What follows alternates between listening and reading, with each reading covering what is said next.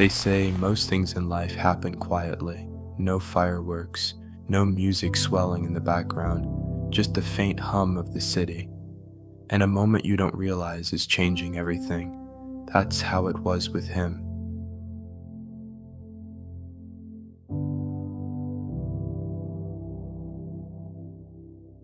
It began with the scent of his coffee.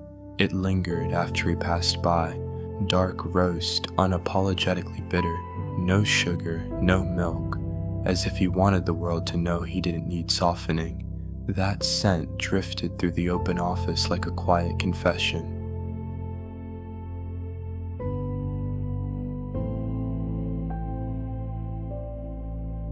Sometimes my fingers hovered above the keyboard, paused between numbers and words, wanting, just for a moment, to reach out, to touch. He was my senior, composed, unreadable, the kind of man whose silence filled the room.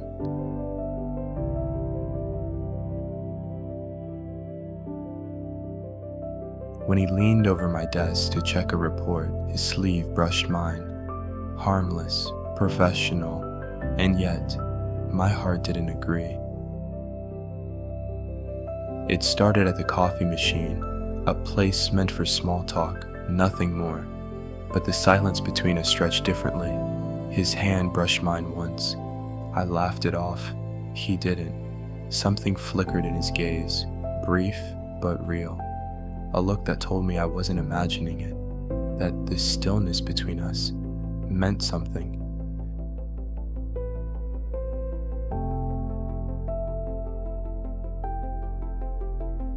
After that, we crossed paths more often, at the machine, in the corridor, at the elevator. Safe words, soft glances. There was a rhythm to it, like a song only we could hear, and every morning I woke up hoping for another note.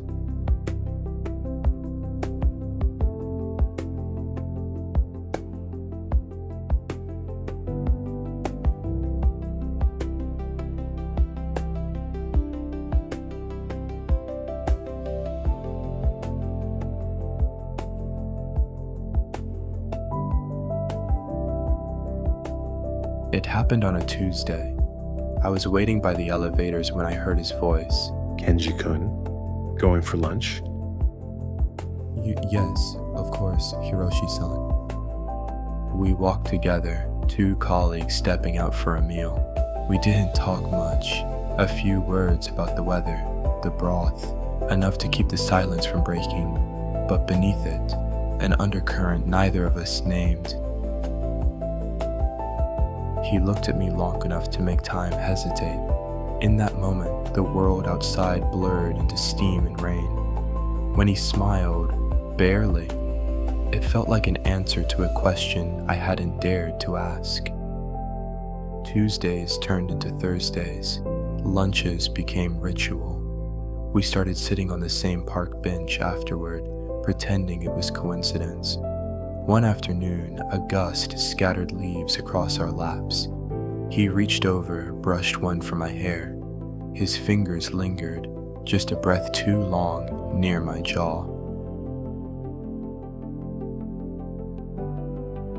It was nearly midnight. He was suddenly at my desk, a small box in hand. You're still here. For your efforts. Let's leave together. I'll wait at the elevator. Wagashi, hand-wrapped from a boutique near his station. We left together. Neither of us spoke in the elevator, just the machine's low hums, the faint scent of his cologne, the rhythm of my pulse in my ears.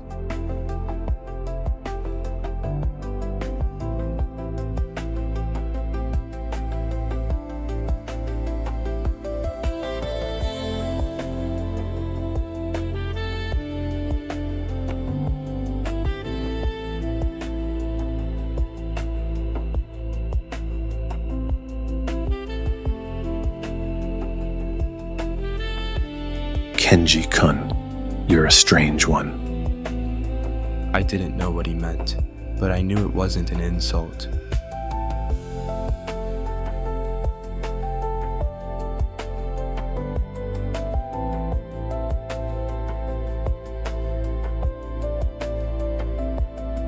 We walked down the corridor, our reflections trailing beside us. Two silhouettes side by side, just shy of touching.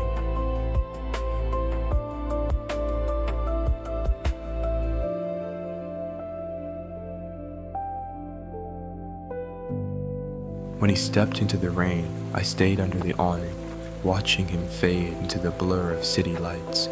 I wanted to go with him, but my feet didn't move.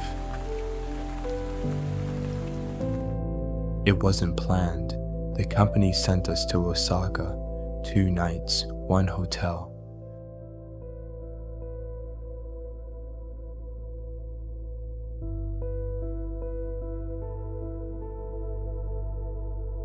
After dinner, he paused beside me. His voice was low, uncertain. Kenji, will you come up with me? Outside, rain pressed against the windows like it wanted in. Inside, the air smelled of damp coats and convenience store whiskey. We didn't talk much.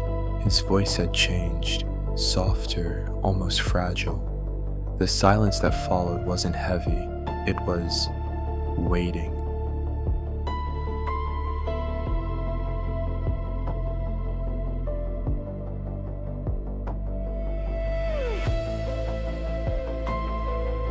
He looked at me, then leaned forward, forehead to forehead, breath mingling with mine.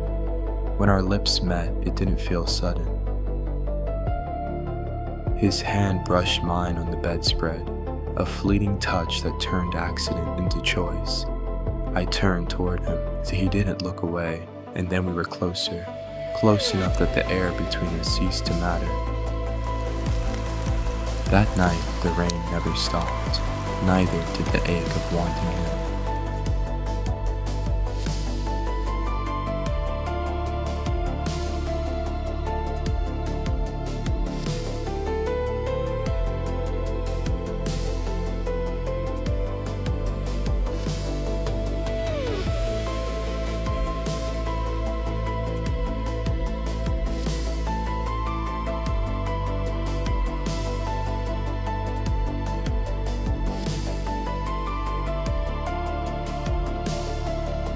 I woke before him. The rain had softened, drizzle threading silver against the glass. He lay on his side, breathing slow, face unguarded in sleep. I had never seen him like that, never this bare, this close. One arm rested between us, his skin warm against mine. I thought about moving away. I didn't. Instead, I let the silence fill me.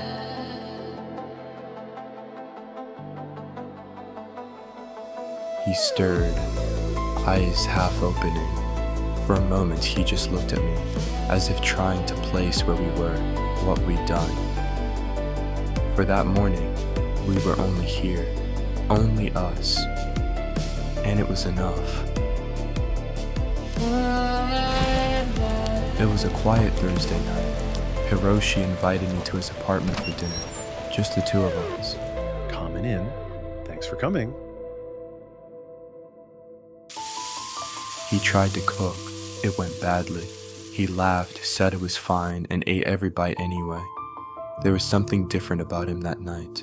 The way he said my name, the way his eyes lingered as if each glance held a secret. We talked about work, Osaka, nothing at all. Then the silences came, too full to ignore. Kenji.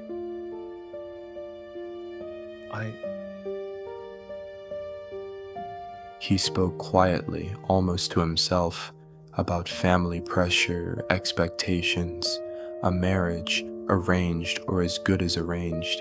He said he didn't want it, that his heart was somewhere else. He poured another drink, then another. The glass trembled in his hand.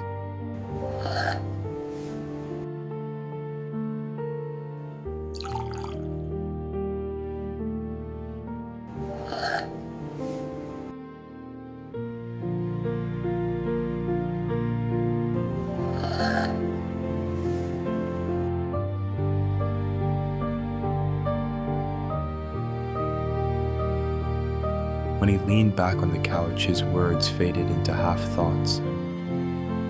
I shouldn't drink this much.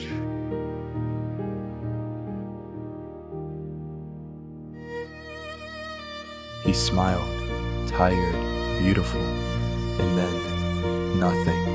His head tilted back, eyes closed, sleep found him softly. I stood there, listening to the rain press against the window. He looked peaceful, so close, and still somehow unreachable.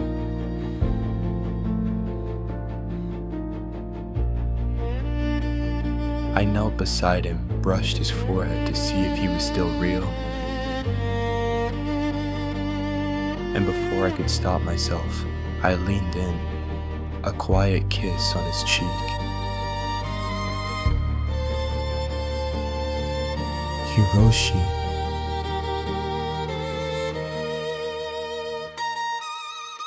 He didn't stir. I stayed a little longer, long enough to memorize the sound of his breathing, the warmth of the room, the way time seemed to stop between us.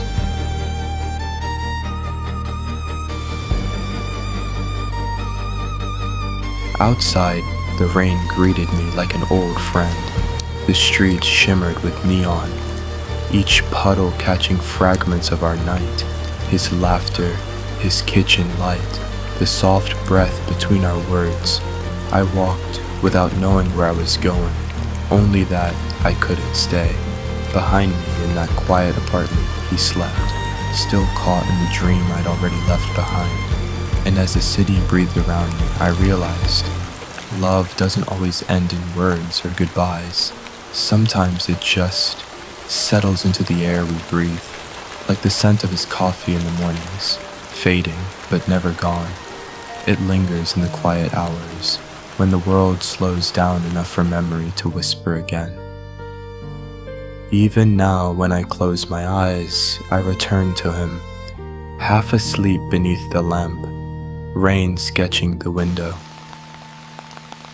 And in those quiet hours, the silence between us feels like the truest thing we ever shared.